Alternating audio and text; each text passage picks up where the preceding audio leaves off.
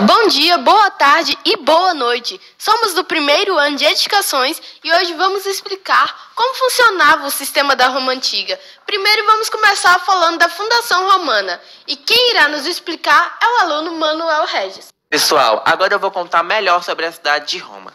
A cidade de Roma, capital da Itália, é uma das mais antigas do mundo, com mais de 2.700 anos de história. Sua fundação é envoltada de lendas e mitos, que são contados até hoje. Neste roteiro, vamos contar uma versão mais conhecida da fundação de Roma e alguns fatos históricos que se misturaram com a lenda.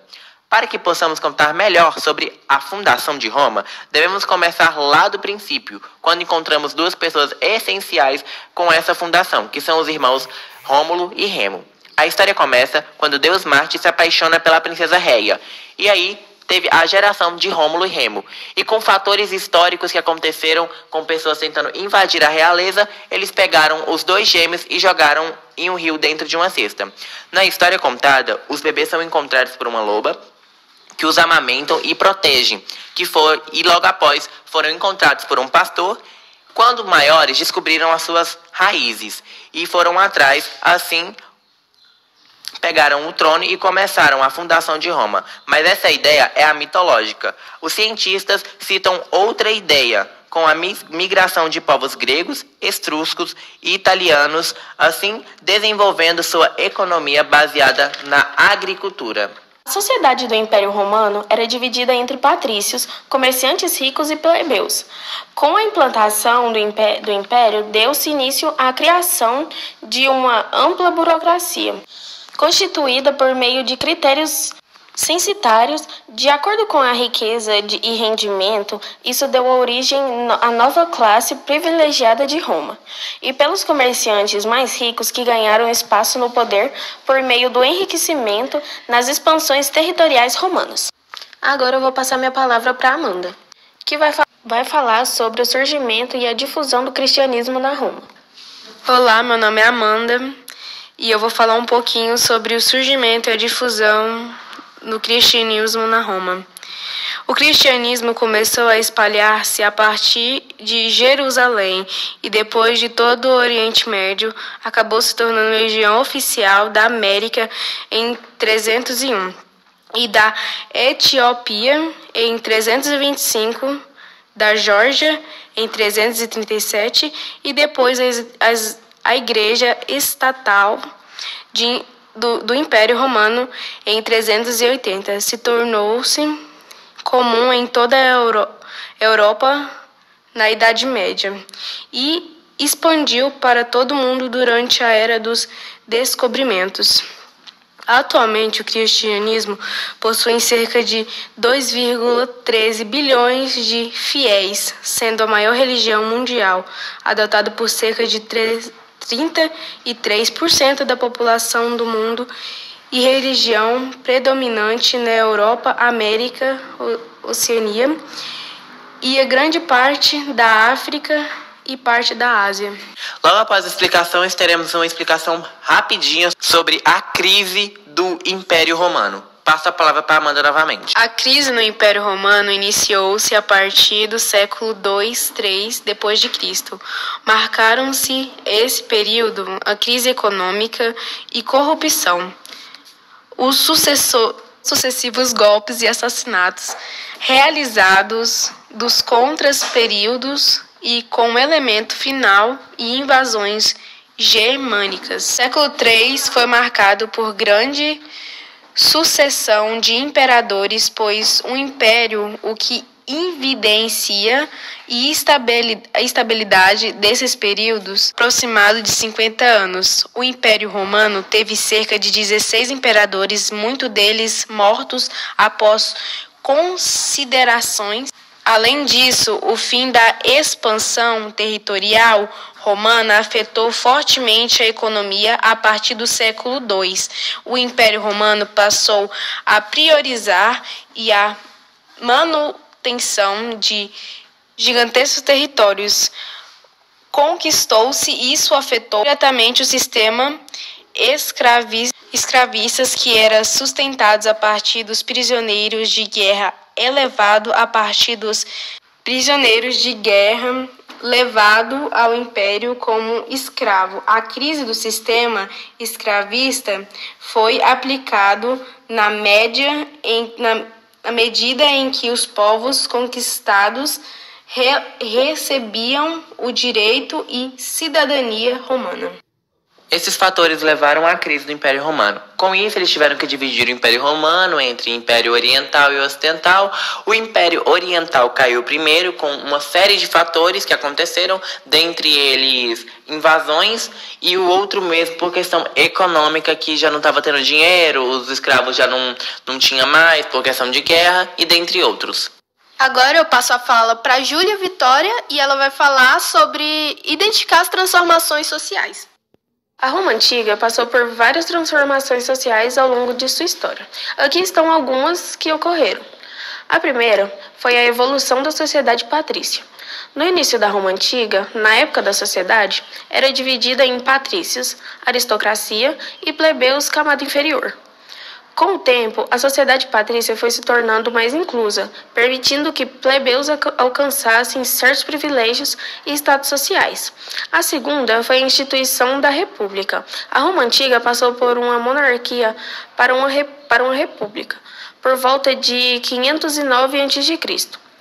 Esse sistema político trouxe uma mudança significativa na estrutura social, pois o poder foi compartilhado entre os cidadãos romanos por meio de instituição como o Senado e as Assembleias. A terceira foi a concessão à plebe. Ao longo dos séculos, os plebeus romanos lutaram por direitos e igualdade social. Conflitos sociais levaram à promulgação das leis das 12 Tábuas, no século V a.C., que favoreceram a projeção legal básica para os plebeus e reproduziram o poder arbitrário dos patrícios. O quarto foi a expansão dos direitos e cidadania. À medida que a Roma conquistava territórios, ocorriam mudanças na cidadania e nos direitos. Os habitantes das regiões conquistadas podiam se tornar cidadãos romanos, o que umas misturas de culturas e um aumento da diversidade social na cidade de Roma. A quinta foi a transformação durante o Império. Com o estabelecimento do Império Romano, a sociedade passou por mais transformações. O poder centralizado nos imperadores influenciou a estrutura social, com o surgimento de elite em um aumento da escravidão, que teve impacto significativo na estrutura social e econômica. Essas são apenas algumas transformações sociais que ocorreram na Roma Antiga ao longo de sua história. A sociedade romana era complexa e influenciou em diversos aspectos da vida dos romanos. Bom, para compreender pão e circo, é necessário saber o que essa expressão quer dizer. Primeiro, em Roma, houve a denominação da política do pão e circo, onde migalhas de pão e de trigo eram fornecidas gratuitamente à população. Haviam espetáculos públicos em arenas, os gladiadores, para entreter a população, fazendo com que não ficassem revoltados com os seus desempregos e demais problemas sociais. Com isso, durante o Império Romano, eram organizados grandes banquetes e eventos, com teatro, corridas de cavalo e os famosos, porém infames, jogos de gladiadores. Os jogos eram públicos e gratuitos, frequentados tanto pelas posições sociais mais privilegiadas da sociedade romana, quanto da camada social mais baixa, também conhecida como plebe. Esse costume, bancado pelos imperadores, tinha como pano de fundo uma estratégia pública, a política de pão e circo. Tudo isso é para esconder o que estava acontecendo com a sociedade, para que nenhum cidadão começasse um protesto acabando com tudo. Bom, agora iremos falar sobre a crise da República. A República Romana foi um período da Roma Antiga que sucedeu o período da monarquia romana, tendo sido marcado por sua organização política. A República, essa organização política, constituía na forma de um governo sem a centralização do poder nas mãos de um só homem. Centralização do poder nas mãos de um só homem, contrário ao que ocorria antes no período da monarquia. A Roma republicana tinha uma estrutura política que se consolidava com seus cargos magistrais, cujos representantes eram escolhidos em assembleia com forte influência do Senado, que exercia praticamente o controle do governo da Roma durante a República. Esse período incerto de que 5 séculos também é marcado pelo seu desenvolvimento rumo à grande fase do Império Romano. Durante a República Romana, houve um grande desenvolvimento econômico e militar, além da sociedade, além de social e cultural. Com isso, as crises da República Romana referem-se a um extenso período de instabilidade política e agitação social, que culminou com o fim da República Romana e o advento do Império Romano, entre 134 a.C. e 27 a.C. Oi, bom dia. Meu nome é Maria Eduarda Rodrigues. Eu sou do primeiro ano de Edificações e eu vou explicar um pouquinho sobre quais eram os direitos de grupos políticos na monarquia, república e império. Bom, começando pela monarquia, os direitos políticos eram concentrados nos reis e nas famílias nobres associadas a eles. Os reis tinham poder executivo e os patrícios eram proprietários, donos de terra, que continham poder político. Já plebeus e escravos não continham nenhum direito político. Porém, na República, as coisas mudam, pois as leis passam a ser favoráveis ao povo.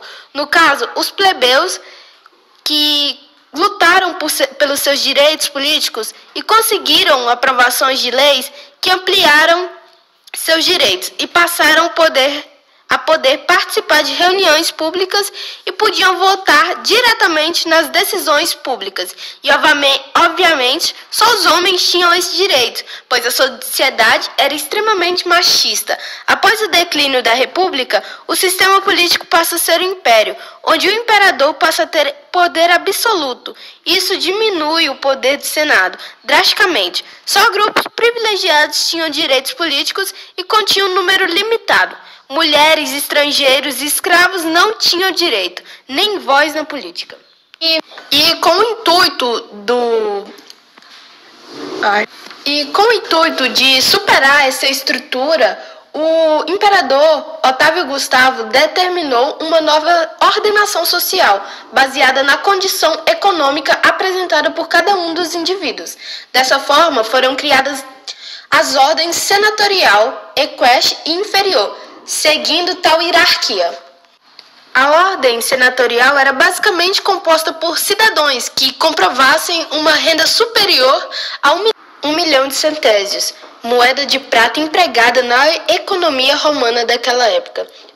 Os membros da ordem senatorial poderiam se candidatar aos mais importantes cargos públicos existentes em Roma e se diferiam dos demais utilizando uma tarja púrpura em suas vestes. Logo em seguida, os pertencentes da ordem equestre contribuíam uma classe intermediária que teria de comprovar uma renda superior a 400 mil sestercios. Com tal fortuna, ele teria o direito de participar de votações e exercer algum dos cargos públicos disponíveis. Por fim, a ordem inferior, todo aquele que tivesse uma renda inferior a 400 mil centésios, dispunha de vários direitos, mas não poderia ocupar cargos públicos ou interferir em nenhuma das eleições organizadas da época. Em uma rápida observação, vemos que o regime imperial determinava maiores privilégios àqueles que tinham uma condição econômica mais avantajada. Contudo, a prosperidade dos primeiros séculos não abriu porta para rebeliões de maior impacto.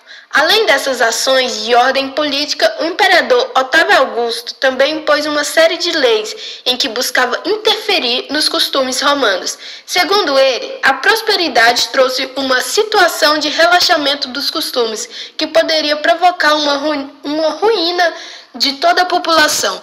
Desse modo, ele incentivou o crescimento das famílias romanas, a fixação de população em áreas rurais e a punição contra as mulheres que cometessem adultério. Como sempre, a sociedade machista, e vemos que não mudou muita coisa em questões das classes sociais. Os ricos, burgueses sempre acima, as classes médias mais abaixo e os pobres abaixo de tudo, abaixo deles. E agora eu vou passar para o meu colega Manuel, que vai refletir um pouco sobre os direitos romanos da época. Então, gente, como a Maria Eduarda mesmo disse, agora vamos refletir comigo aqui sobre os direitos romanos. Dentre os direitos romanos, vamos refletir o da república, o da monarquia e o do império. Vamos começar pela monarquia, que foi o primeiro a se estabelecer. Então, no direito da monarquia, houve várias criações de leis para a população, mas infelizmente a população mais rica, a população dos patrícios, a população que tinha dinheiro. Então, tudo aquilo favorecia os patrícios. Tem uma lei ali, vai favorecer os patrícios e vai desfavorecer cada vez mais a nossa classe majoritária, nossa classe pobre. E aí, sempre desfavorecendo a nossa classe menor. E aí, com isso, cada leis criadas, algumas às vezes eram para ajudar, entre aspas, a nossa população pobre, mas era às vezes só no papel mesmo. E como sempre, as mulheres desvalorizadas.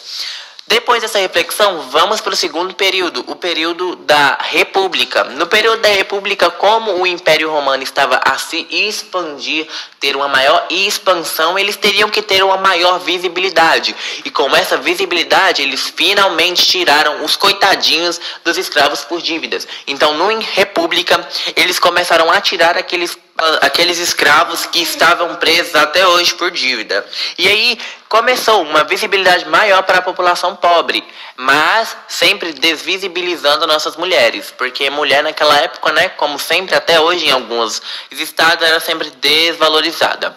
Nisso, eles foram criando algumas leis. Nisso, o plebeu já começou a subir de patamar, porque como o império se expandiu, o comércio se expandiu junto com eles. E aí tem essa ideia de expansão. Então, na República, a expansão ajuda bastante no direito romano.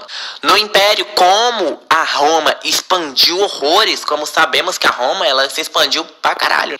Então, a visibilidade teve que ser maior. Por quê? Porque os escravos capturados por guerras já estavam começando a fazer lá suas revoltas, querendo sair daquele patamar onde eles estavam. Então, teve que criar lei para os escravos pararem de fazer revoltas, o pão e circo, e dentre outras leis. Algumas visibilizando os pobres, porém sempre colocando os patrícios em primeiro lugar. Nisso, teve a divisão, do Império Romano, para não ter uma queda maior, com o Império Oriental e Ocidental. Então teve divisões de leis e dentre outros. Mas devemos nos lembrar que o direito romano sempre eram para os patriarcado, para os burgueses. E essa foi a nossa reflexãozinha. Bom, eu e meu grupo agradecemos a cada um de vocês e especialmente o professor João Douglas por estar dando esse momentinho pra gente ter essa explicação.